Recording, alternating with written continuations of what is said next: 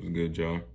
We back at it again with another video, but we about to get straight into it, just like every other video I make.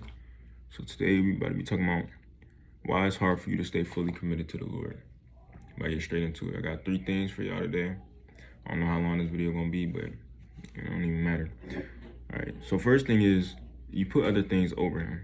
So let me give y'all some examples, like video games, TV, friends, your phone, social media, whatever the case may be. So you probably like, how have I been doing this? If you don't know, let me break it down to you. Or you might have been doing this, but you don't even realize. So let me break it down. Let's say you love playing video games. You playing video games, let's say 8 hours a day, right? But you barely picking up your Bible. You want to get closer to God, but you playing video games for 8 hours a day, but you barely in your Bible for 20 minutes. Can't do it like that. You can't build a relationship like that. That's like you in a relationship, you playing the game for 8 hours, but then you talk to your girlfriend or boyfriend for 20 minutes. The relationship not gonna grow for real. If anything, it's gonna probably cause arguments and disagreements and stuff like that. Or y'all might even just split, because it's like you're on the game for 8 hours, but you giving him or her 20 minutes of attention. That's not how you build a relationship. You get what I'm saying? And that goes for anything else. Social media, watching TV, hanging out with friends. You gotta take some time out of your day, get in the Bible, or even just talk to Him, pray, like I said. Second thing is that you magnify your problems instead of magnifying the Lord. Now you're probably like, what do I mean by magnifying? Let's say I have a magnifying glass in my hand, right? If I put it on this pencil, the pencil would appear bigger than what it actually is, right? So what I'm trying to say is you focusing more on your problems that's going on in your life. Let's say you lacking something, let's say you don't have money, you focusing on the fact that you don't have money, and then you start worrying about the fact that you don't have money, and it just leads to this cycle of you being in your head instead of focusing on your relationship with the Lord. And when you focus on your relationship with the Lord, you're gonna be filled with peace, you'll be content, and I promise you, eventually you're gonna start getting blessed with money, because you're gonna be doing the things that the Lord wants you to do. He already knows what we need in life. He already knows you need money. He already knows you need a car. He already knows you need this, that, whatever it is in your life. You know what I'm saying? Obviously, I don't know. But He already knows what we all need. He just wants our obedience.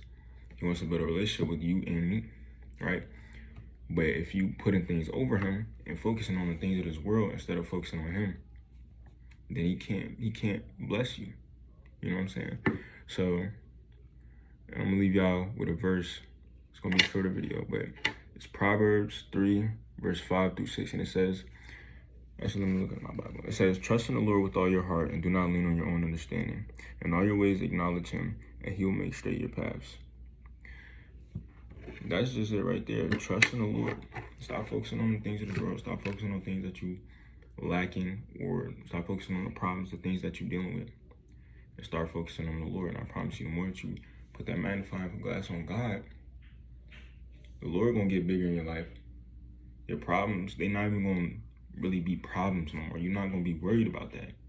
You're gonna be filled with the Lord's peace. You're gonna be content with the things that you have, and you're gonna be appreciative for the things that you do have, instead of worrying about the things that you don't have and wishing and feeling sorry for yourself and just being in a negative space because you don't have something.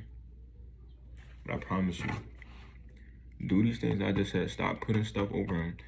Get rid of the things that do not serve you. If you playing the game for 8 hours, but you barely in your Bible for 20 minutes, you got it messed up. I'm gonna keep it a bean. Y'all know I'm not gonna come on here and sugarcoat nothing. It's like we brothers or sisters. You my sister or you my brother. But at the end of the day, we family. You get what I'm saying?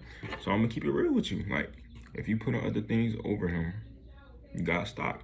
If it's a person, it's either you gotta cut them off. Like I said in the last video, I think I said that in the last video about cutting people off if they don't serve you, whatever. If it's video games, bro, you gotta start placing a boundary or something. You can't be playing the game for 8 hours, but in your Bible for 20, or barely in your Bible for 20 minutes. You get what I'm saying?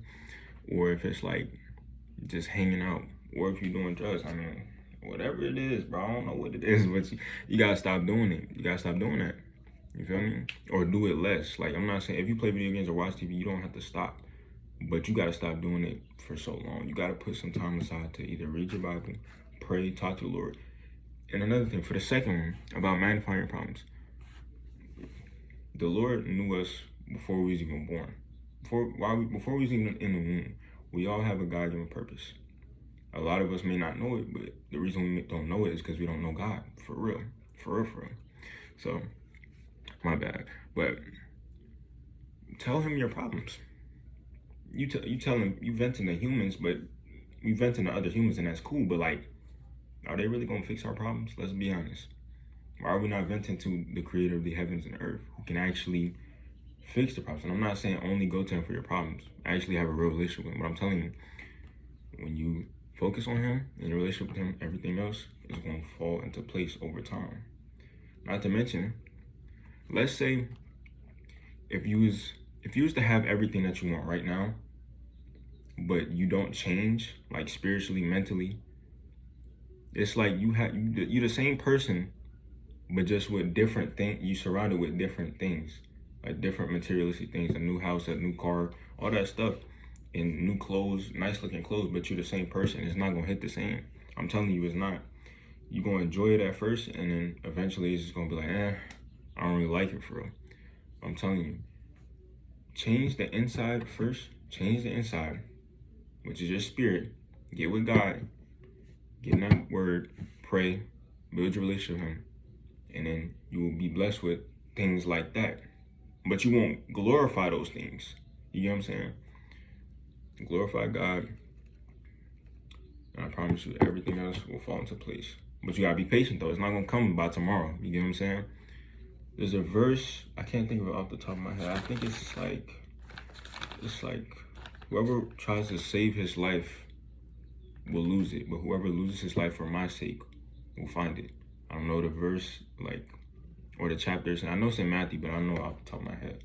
But Jesus said that to his disciples. He said, whoever saves their life, or whoever tries to save his life will lose it, but whoever loses his life for my sake will find it. But that's all I gotta say. That's all I got for today, y'all. I'm gonna catch y'all on the next one. Peace.